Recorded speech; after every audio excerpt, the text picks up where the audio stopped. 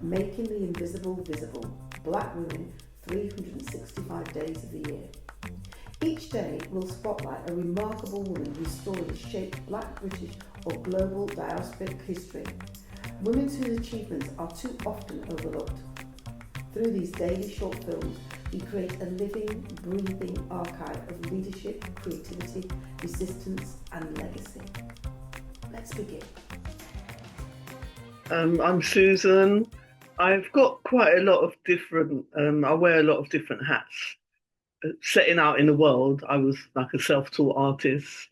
I went into community work because I lived in a community where there was a huge gap and, I knew people in my local community. So I went into community development work for many years, working with young people and older people.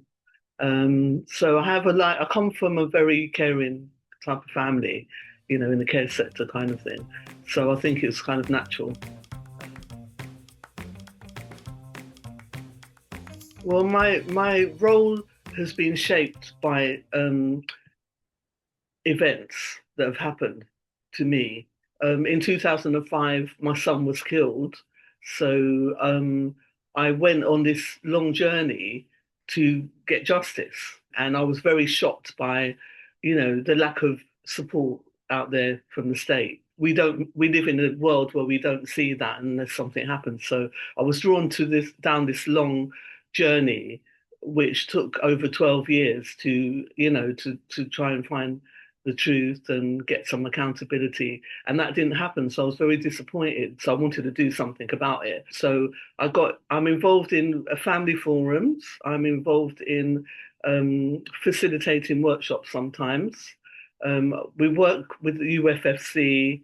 On the UFFC steering group and the Harm to Healing. I'm a member of the Harm to Healing that's just emerging at the moment, which is quite an exciting project that will be good because these things are now, people are not getting justice and accountability. So this is another way of getting it. So there's a lot of support being created at the moment. It's hard work. It's a big shift, but it's going to be good. And a lot of the families trust me and they know me. I know them, over many years. My legal team, because without them, I wouldn't have got where I got, because this happened in 2005. And this case it was a high profile case and it went through a judicial system and a challenge.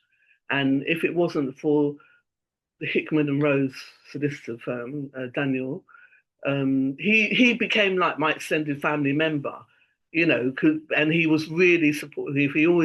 He believed me, and even to today, some of the projects that I'm involved in with Inquest, he still turns up and he will come along with his wife and he's very supportive, So I would like to mention him and also United Families and Friends, because without them, we wouldn't be have got where we are today, and things are starting to shape up now.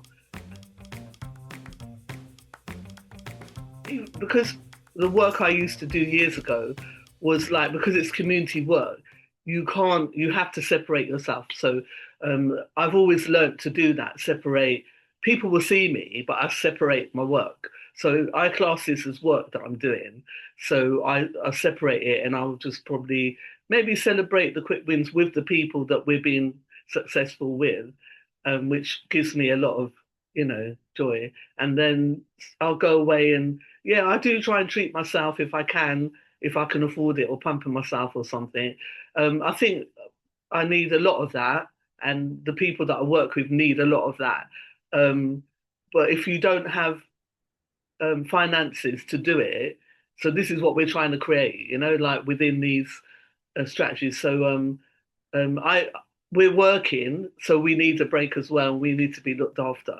So I do look after myself. Thank you for joining us for today's story. Making the Invisible Visible is our commitment to ensuring that Black women's histories and contributions are recognised, valued and kept in daily circulation. Across 2026, we will continue to share these powerful narratives 365 days of impact, brilliance and inspiration. Stay connected, join the conversation and help us champion the women whose journeys continue to shape our world. I'm Paulette Brooks and I'm looking forward to seeing you tomorrow for the next story.